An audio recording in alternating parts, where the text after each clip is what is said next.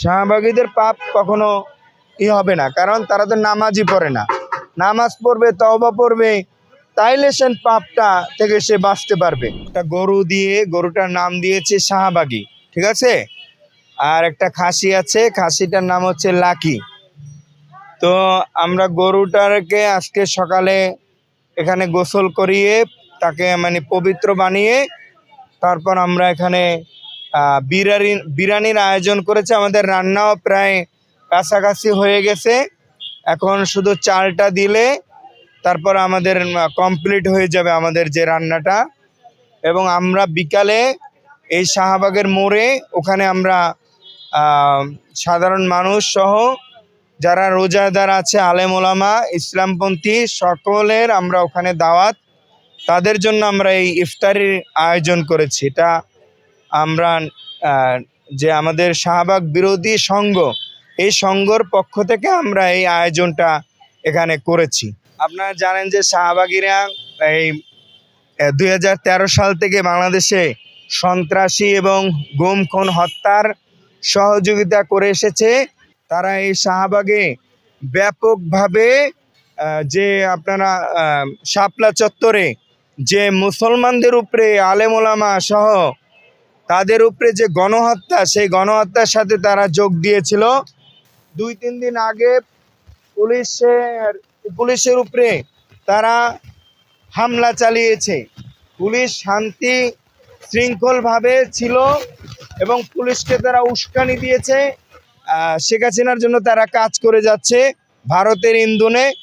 তো সেই তারা যেন মাঠে যেন না থাকতে পারে, মাঠে যেন তাদের কোনো অবস্থান, কোনো কর্মসূচি আমরা মাঠে দেখতে চাই না।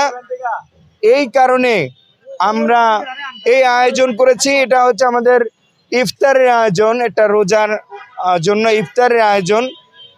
কিন্তু আমাদের মূল উদ্দেশ্য হচ্ছে এই শাহবাগী যারা নাস্তিক তাদের বিরুদ্ধে আমরা যে আন্দোলন, তাদেরকে এখনো কেন গ্রেফতার করা হচ্ছে, স্বাধীন রাষ্ট্রে কেন এই সন্ত্রাসীরা এখনো ঘোরাফেরা করতেছে, তাদেরকে কেন এখনো সরকার গ্রেফতার করতেছে না, সরকার মানে কি কারণে, মানে এরা কারা যে তাদেরকে এখনো গ্রেফতার করা হচ্ছে না।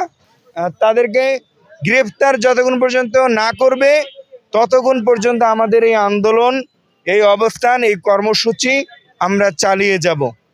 এটা হচ্ছে আমাদের কথা। এবং অতি দ্রুত গতিতে স্বরাষ্ট্রমন্ত্রী সহ আমি সরকারকে বলবো, এই লাকি আক্তারকে, এ ভারতের দালাল, ভারতের কুখ্যাত সেই নাস্তিক লাকি আক্তারকে অবিলম্বে গ্রেফতার করতে হবে।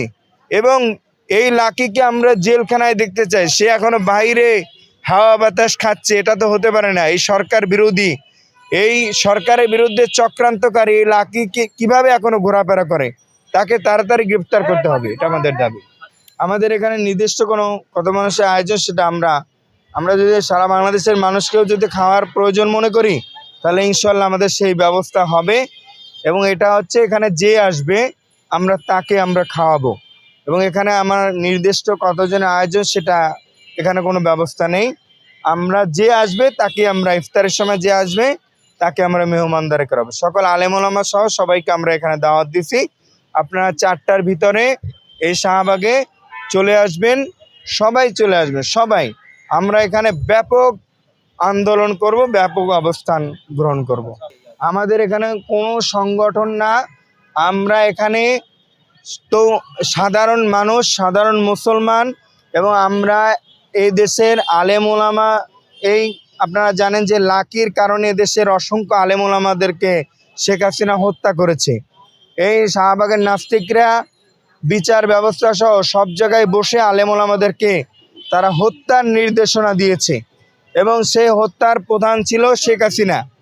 সেই আমরা এই কারণে আমরা মুসলমান হিসাবে, আমরা গর্বিত মুসলমান হিসাবে, আমরা নিজেদের একটা দায়িত্ব হিসাবে আমরা এই আন্দোলন সংগ্রাম করতেছি। এবং এই আন্দোলনের আমাদের প্রধান ভূমিকা হচ্ছে ইনকিলাব মঞ্চ। তাদেরকে আমরা স্যালুট এবং তাদেরকে আমাদের শ্রদ্ধা, ভালোবাসা তাদের প্রতি। খাসির ব্যবস্থা একটা হয়েছে এবং গরু হয়েছে একটার ব্যবস্থা হয়েছে। এবং পরবর্তী সময় আমরা আরও হতে পারি ইনশাল্লাহ। আমাদের সকাল 8টা থেকে গরুর যে ই কার্যক্রম সেগুলো শুরু হয়েছে, সকাল 8টা থেকে আমরা শুরু করছি। দেখুন, শাহবাগীরা যে অপরাধ করেছে আমরা এইভাবে তাদের পাপাচার নির্মূল করতে চাই না। আমরা আইন শৃঙ্খলা, আইনের মাধ্যমে, আদালতের মাধ্যমে তারা যে অপরাধ করেছে 16 বছরে, যে খুনিদের মানে খুনিকে সমর্থন করা মানে কি সেও তার সাথে জড়িত, সেও খুনি।